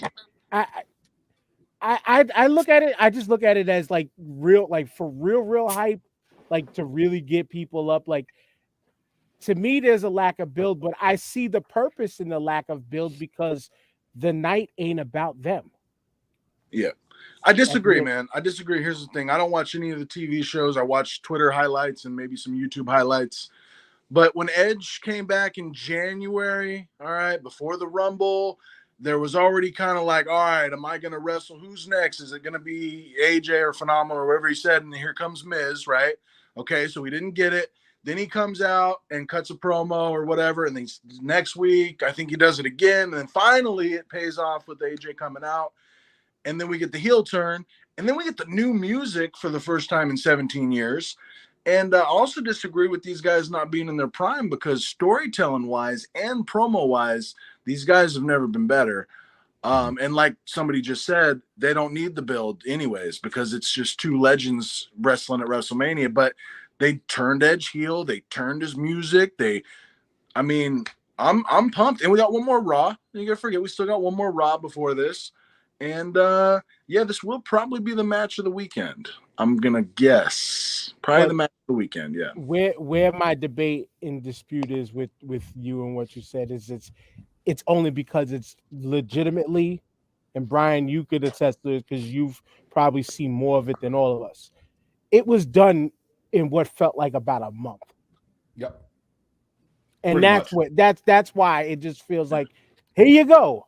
Two dynamite professionals, two dynamite professional superstars that are gonna go at it that we know y'all always wanted to see.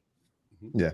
And then I don't really give a shit because like Mitch was saying, I don't watch the week to week product. I'm only tuning in for the pay-per-view. So when I pop up for the pay-per-view, I see this, I'm like, oh shit, baby. Christmas. Same here. I mean, I don't tune into the week to week just like y'all. Every so often, if I'm still awake past 9 o'clock, I'll turn on SmackDown while I'm in the bed and then eventually go to sleep to it because they're putting on boring shit in the middle.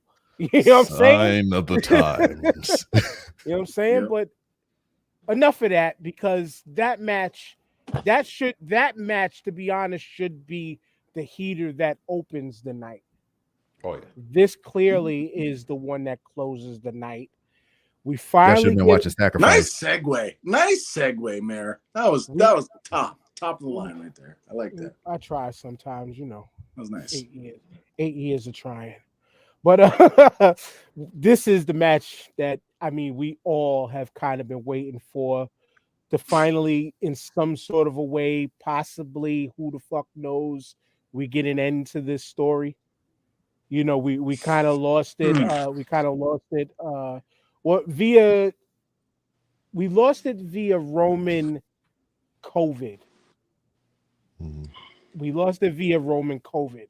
And this shit should have happened last year. But we're getting it now where it belongs at WrestleMania.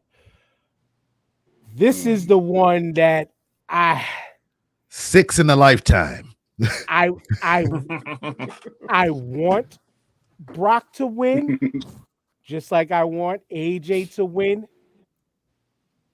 But this is Roman's night to continue on. The head of the table gets bigger. Mitch, you mentioned run-ins before. I doubt this will happen, but people threw out the speculations of The Rock. It would be nice to see at the end of the night, but it ain't happening. I mean, if it did, he would just come out there. You would do some shenanigans. He would shake his hands. He's like, I see you at WrestleMania 39. I'll see you in the next Hobbs and Shaw. But Mitch, so you were last. You go first. Yeah, I do agree. Edge AJ would be a great opener for night 2, man. That's how you come back hot. I'm really also looking forward to Cody, man. I just got to say that. I don't know if we're going into that, but I just want to say Austin, dude, Cody coming back, and it should wait until WrestleMania or his entrance should be at WrestleMania. That's going to be great. This is going to be great.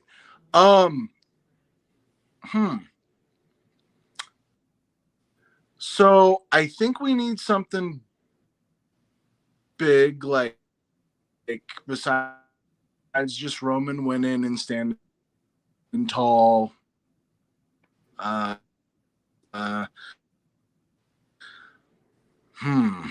I think maybe Cena. Maybe Cena screws Brock, and I know we've seen that match, but it's been a long time. It's been a decade, you know, or been a maybe not, but while. it's been a while. And Brock Lesnar F5 Cena at SummerSlam. Yep, I was there. I don't know. I think that would be maybe Cena and Rock. That'd be interesting. I don't know. You know how many people would jizz their pants if that happened? That's too much power. What's Paul Heyman gonna do? Obviously, I mean, yeah, I don't know. All right. Well, while you, I don't know, guys. 100, 400 day, 500. I gotcha. Well, Lou, dude, let's go 1,000 days. Let's go to next year's WrestleMania. My audio and video still here. That's weird. Yeah, you're still here. Is it there? Am I good? I don't know. Yeah, now. But Lou, thinking. But Lou, it's on you, man. Like, where do you see this going? I like what Mitch brought up. Bring out fucking Cena and Rock. I mean, make it super Hollywood in preparation for LA next year. Honestly, I'm very curious to. My curiosity is more about the next night and what they're gonna do with the title. Like, I'm so invested in seeing, like, if they're gonna unify them both. Are they gonna be walking around with both belts? Are they gonna make a new belt? Like, that's what I'm really most curious about. As far as who's gonna win this match, if you're thinking about, you know, next WrestleMania, supposedly they're gonna have The Rock, then I guess you would have to go with Roman. But really, to be honest with you, you don't really need the title to do that match, because that's just going to be, I'm the head of the table, and then, no, I'm the head of the table, the head of the fucking table match. They don't really need to have a belt to do that. Tables match. Yeah. Who's going to be the head of the table? Honestly, I have a tough time picking who's going to win, because God damn, you can make a case for both. It's good that we're having a tough time. Yeah, it's awesome, because it makes you want to watch it, because I really want to see what they're going to do, because I honestly have no idea how to book this. All right. I really don't. So, both of y'all, so we're just going to give thoughts, because both of y'all brain farted. I'm the only one. Thoughts? Where? I said farts, not thoughts. How dare you, Mayor? But Brian, yes. What do you got? How about this scenario? Thinking about it, talking about what can happen next, right? We talked about Austin Theory getting that boost up and shot, right? Brock wins. They send Austin Theory at Brock, right? Almost right away or next major pay-per-view to gain some retribution for what happened in the Hell in the Cell. I like it. Elimination Chamber. This is my thing. I really don't see a reason why Brock should win this match. Nah, and I'm not being disrespectful by saying that to Brock, because it's Brock fucking Lesnar, and they can do whatever the hell they want with Brock Lesnar, and it's probably going to work because he's a ratings draw. To me, this has always been about Roman. Like, we know about the Rock thing coming up. We know about all that. Him being this head of the table, he needs this victory. He needs a clean, like, decisive victory over Brock Lesnar, especially at WrestleMania. And him unifying these titles could be the culmination of the head of the table. And that's where the title aspect for me takes a different turn. Now, I know we've been teasing his name a lot, but I've said this on our show a bunch of times. If Cody does not come into WWE and go after Roman Reigns for that title, throw the entire Cody Rhodes signing away. It's pointless. The guy is white hot coming off of AEW. Roman needs to be white hot coming out of WrestleMania, unifying both belts. Whether Cody gets utilized during WrestleMania against Rollins, which I'm assuming he will be, if that's where they're going, he can get that one off on Rollins and then go after Roman. And then you can even throw Rollins in the mix, because Rollins kind of got screwed at that match with him and Roman. So you can continue the story there. With Brock Lesnar, Brock will come and go whenever the hell he feels like it. And we all can agree, with all due respect to Brock Lesnar, because he is a credible fighter, him holding that title and disappearing and coming and going whenever he wants gets boring after a while. We've invested damn near almost 3 years into this head of the table, acknowledge me character, the ultimate acknowledge me moment. And we teased it with the UWO for months now. Have you acknowledged Cody? Have you acknowledged Cody? Have you acknowledged Cody? The moment Roman Reigns, Monday Night Raw, acknowledge me holding that new title up or holding both belts up in the air, you hit Cody's music. That would be the hottest storyline in professional wrestling. And two of the greatest wrestling families. Exactly.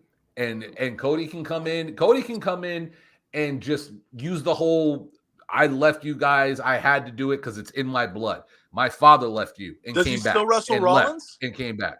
Huh? Does he still wrestle Rollins though? He could still wrestle Rollins for Mania, have that Mania moment. But we all know the night after WrestleMania, the year resets.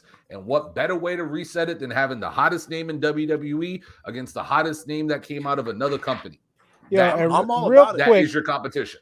Real quick, though, I don't know who the fuck this spammer is from YouTube, but with this name, I'm not even going to post the name. I'll tell y'all once we're I see it. Y'all can see it.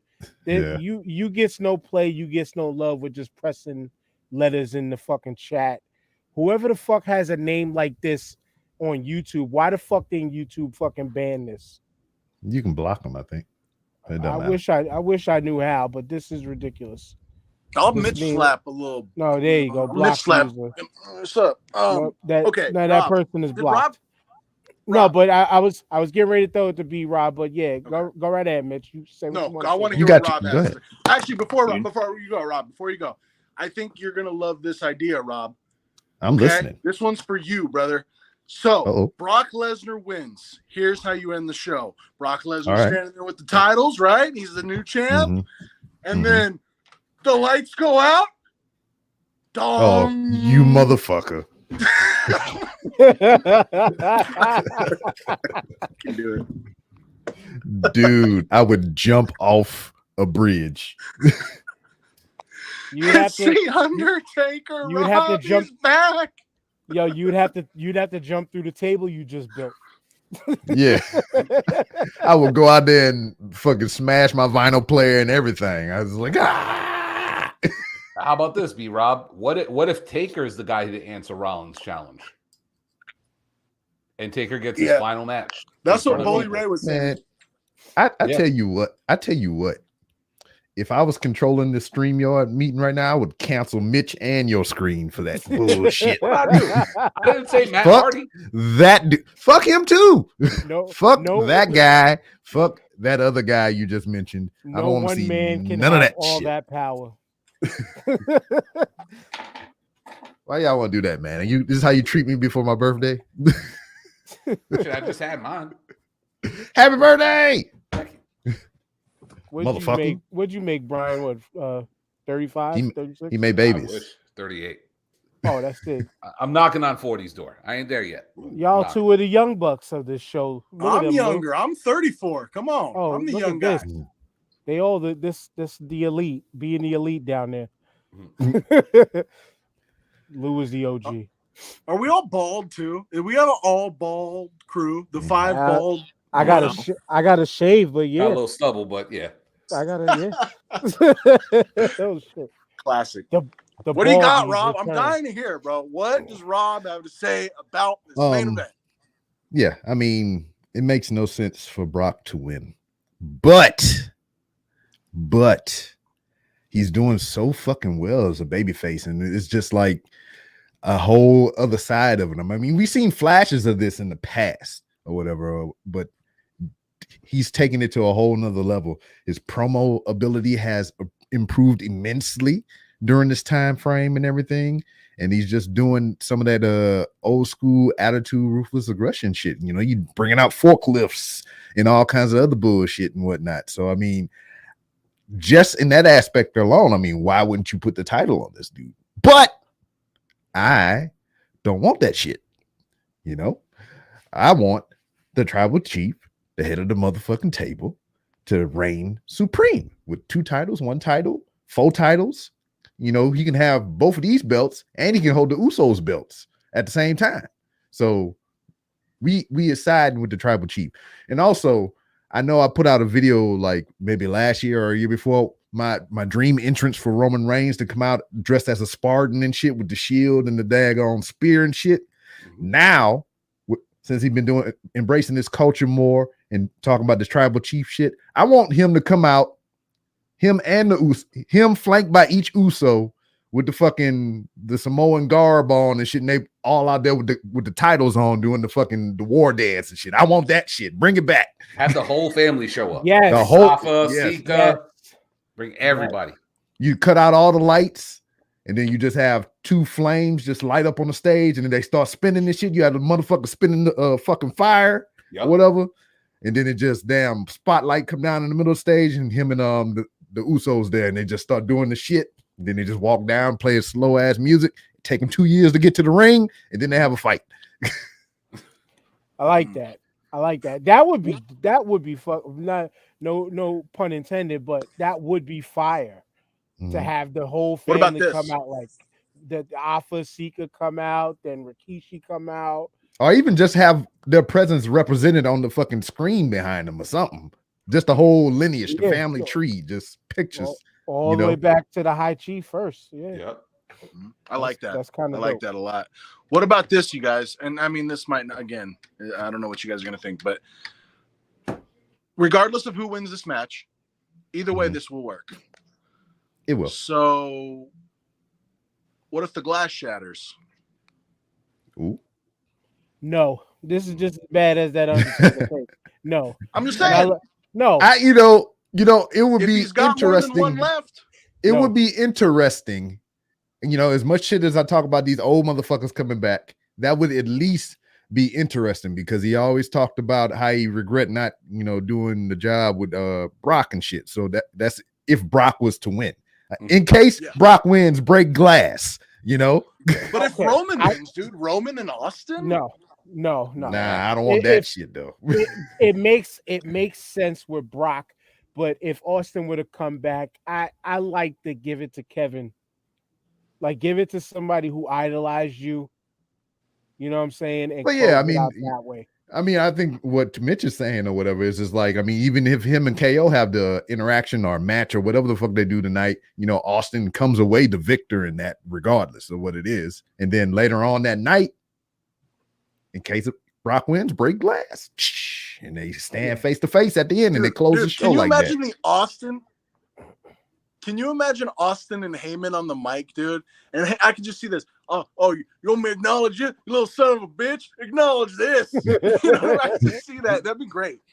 Simple yet effective. Either way, Austin and Brock, Austin and Roman. Mm-hmm. Well, you know what? This is what I wanted to kind of end this whole thing off with. I mean, number one, I just think this WrestleMania feels very lackluster. Like most of the builds just kind of they kind of felt thrown together and things like that. But to me, this match here, as I stop the screen share, this is the representation to why the WWE has a star building problem. Now, we love the long form storytelling, and that's where the head of the table plays in that statement. That has been the ultimate longest story that we've seen in the past probably decade. Longest tale as old as time. You know what I'm saying? Like, this is probably the longest story in a decade that we've seen. And y'all know I've said it on our show several times. Like, I'm close to tired of it. I'm close to tired of the head of the table thing, but new wrinkles here and there brings me back into investment. And so the culmination of this happening will finally be like, okay, now let's see what's the next layer. And then who do they really get to take the belt off of Roman finally? Brian, your idea was the best. You brought in the first defector, quote unquote defector from AEW, and that's Cody Rhodes. Adrenaline inside his soul. Put that belt on Cody Rhodes. There you go. Yeah. There you go. But I mean, it makes sense. You put two of the greatest families in wrestling history or sports entertaining history together, make magic, especially because you got your competitors, one of the biggest gets from your competitors. But yeah, I just that image, I'm glad it's happening, but in some minor way, background way, to me, it's the image of here's a part of why you have a star building problem. This whole card is this is why you have a star building problem. Mm-hmm. This is why a lot of the it feels like a card full of fillers. A lot of what Lou said earlier, they could have done in replacement of a bunch of the bullshit that they have on this card. Tons of fillers. You goddamn Intercontinental Champion and your United States Champion does not have a match on the show, but they in the motherfucking Andre the Giant Memorial Battle Royal. It's fucking sad. And it's not even on the pay-per-view, it's on SmackDown. Yep. I've been saying this for over a year now. I've been saying, like, on the UWO, we get looked at as we're haters and all this other shit. Oh, you guys hate WWE. We don't hate WWE.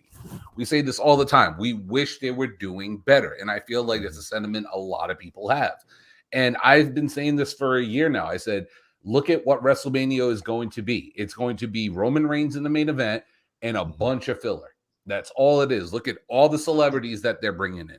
Look at all the fucking non-major title matches. Look at whatever title matches are on the card, and they're all built within 2 to 3 weeks, if not a month or two. You got the women's matches in a women's division that nobody cares about. The entire women's division, they're not even doing a women's battle royal at Mania this year because their entire division is in the tag team title match, aside from the 2 women's title matches that are out there. Did we say fuck Logan Paul already? I mean, you could say fuck Logan Paul, but yeah. All right, fuck Logan Paul. Yeah, all right. But you get what I'm saying? Like, we've been seeing this forever, that WWE is a star making problem. Like, they don't capitalize on anybody. Whenever somebody gets a run, they cut them at the knees right away. They can't build anybody up from NXT, unfortunately, because we all see how that goes, Karrion Kross. But they just don't know what they're doing. Hey, I'm sorry to cut you off, but that was Adam Cole's fault there. Adam Cole slayed that motherfucker, and after that, he was never the same. He got well. I think the gimp outfit kind of slayed him after the undressing. Well, no, that happened because of Adam Cole. What he said to him, and I mean, we always like to say, you know how Vince is or whatever, but like we really fucking know the guy, right? But we know from years and years of abuse, we know our abuser. You know, he might have seen that or heard that and be like, fuck that dude. Put him on the roster. Put him in the gimp suit. Gonna let that little man talk to you like that, you sorry motherfucker. And took his girl from him. B-Rob, and that's where my words of he got undressed so Vince can redress him. He did like your man on Belly. He shot the bye get butt naked. But yeah, this was the best way to end that, though, was what Brian said when Lou started the show with, and we still love the WWE. We just want you to get better. Yeah. And that's that. I'm in agreement with that. And while we're there, Mitch, be in agreement with your closing shout outs and oh, all right. I like what he did there. Some plugs, man. I appreciate that. So yeah, I'm just at Got Mitch Online on Twitter and Instagram. I appreciate you guys having me on the show again, man. You guys, we've done this quite a few times, and it's really cool to talk some wrestling. And yeah, youtube.com/TheMitchValentine. I'm really trying to get better over there and post like more like professional, like edited, like invest in my content. So keep a lookout on that if anybody wants to. And yeah, dude, I kind of want to wrestle like a big my goals in wrestling is to wrestle guys that have I haven't really got to wrestle a whole lot of names, you know what I mean? So if there's any wrestling promoters watching this, like, I really just want to this is like so spoiled brat, but it's like I really just want to wrestle like big time names. Hey And man, again, you can thank get with guys. Joey Janela and get Barry Horowitz in this bitch. Yeah, but I just love pro wrestling, man, and I think WrestleMania is just I hope it's great, because the last two WrestleManias really haven't been that good. But anyways, I just want to thank you guys. I appreciate y'all, and it's all love. Word. And if y'all don't mind, that might be his Cash App too on the name. Help this man get Wi-Fi, better Wi-Fi. We need That's Mitch my to stick Venmo. around a little longer. Yeah, I do need better internet. That's my Venmo also. Yeah, I got Mitch online. Thank you, Mayor. No problem. I need money, bro. I need lots of money every day. I'm not gonna tell you about my wallets, Lou. I'm not gonna tell you about my wallets. You know what to do. Well, everythingpodcastshow.com. That's where you find mostly everything. You can go to Instagram, the Everything Podcast Show. Uh-huh. My And show you can find is, him co-hosting Top Rope Squishy. if that was something that would arise, that'd be fine. But I have hard enough time trying to keep my own show on track. But I believe I'm leaving that alone. That play on words was ill. But Lou, we got get her over here, man. Get her over here on the show with us. For real. yeah, she is her energy is dope, man. She's awesome. Top Rope Squishy's awesome. She's just it's hard to get her nailed down, for lack of a better word. On non-AEW days. Organized chaos is what it is. Yeah, absolutely. Sounds good. But organized chaos is my man Brian, king of the green screen, as the two manners. Might be disappearing soon, but UWO podcast. Catch us every Monday night during Raw. It's a long watch, and if you get bored, tune in to us. We might entertain you. Yeah, you should wrap yourself in the green screen like a coat. Oh, we do that now. That's like our disappearance. Oh, you do? Oh, shit. It's like Harry Potter. Somebody got to disappear for a second. We throw the green screen over us and just... Nice. Do some Harry Potter shit. I don't even know. Leviosa or some shit. I don't know. And the man... DiBiase. Damn Ted DiBiase. And the man that came in on CPT. You can go last. Word, it's your boy B Rob, and you can find me in various locations, to be including your local Walmart, possibly if you're in Houston. You can listen to the Random Rambles with Rob. Follow me on Twitter at 3R Show, Instagram at the 3R Show, which I am currently in my possession of the trademark of 3R Show. So I am probably going to try to big boy bully Instagram, which they'll probably slap my shit down to give me 3R Show, because they got a bitch on there that got the account that ain't posted since 2017. Sorry, son of a bitch. Thing with it. So hopefully that'll be mine soon. And go to randomrob.com, or if once you finish with UWO on Monday, live and direct on the Facebook channels and wherever else they're broadcasting, you can come on over to RBR Weekly Wrestling Talk on Wednesdays following AEW Dynamite. So 9-ish, 10-ish on the East Coast, right after Dynamite. We doing that live. Follow us. Go to mixler.com/fanoff. You can hear us live. You can send us voicemails. You can send us phone calls, emails, all that shit. We do it big. And don't forget what's on his hat too. Yeah, he is the father of wrestling is trash. Always and forever. Which you'll be able to hear this episode on Wrestling is Trash, along with, if you want to start with podcasts before both of them and kick your week off, you start with the Start at 5 on Sundays at 1 p.m. The interlude. You'll be able to hear us this week. We are doing, to cap off Women's History Month, and our new setup with tournaments called the Sweet 16s. We are doing Greatest Woman Athlete Sweet 16 tournament this weekend. This one is developed by TJ. Last week we did the Sweet 16s of Greatest R&B and hip hop mashups and remixes. That was a fun show. But this week we're doing the Greatest Woman Athlete. We're gonna have And it's more hard of to beat those. Serena, baby. And she's the number 1 seed for a reason, but let's see how that plays out.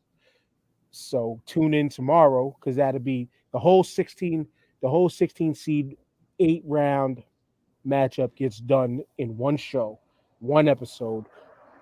I'm gonna be tweaking some things to get that rolling maybe once a month. We're gonna do a tournament, something fun, something to bring all of y'all back in eventually. If y'all got ideas for tournaments, throw them our way. If y'all listeners out there got ideas for tournaments, throw them our way. The Star5Podcast.com. Make sure you follow me on that, though. The Star5 Podcast on TikTok. That's where I'm having the most fun. Fuck the other one. It's about TikTok, Facebook group, the YouTube. Make sure you're subscribing. Make sure you're subscribing to everybody's YouTube on here, everybody's page on here. And truly show support, y'all. Truly show support. B-Rob, once again, happy birthday to you. This will be out before your birthday. Appreciate it. But we are out now. Peace. We'll see y'all on the next Start at 5. And Wrestling is Trash. Good night, y'all.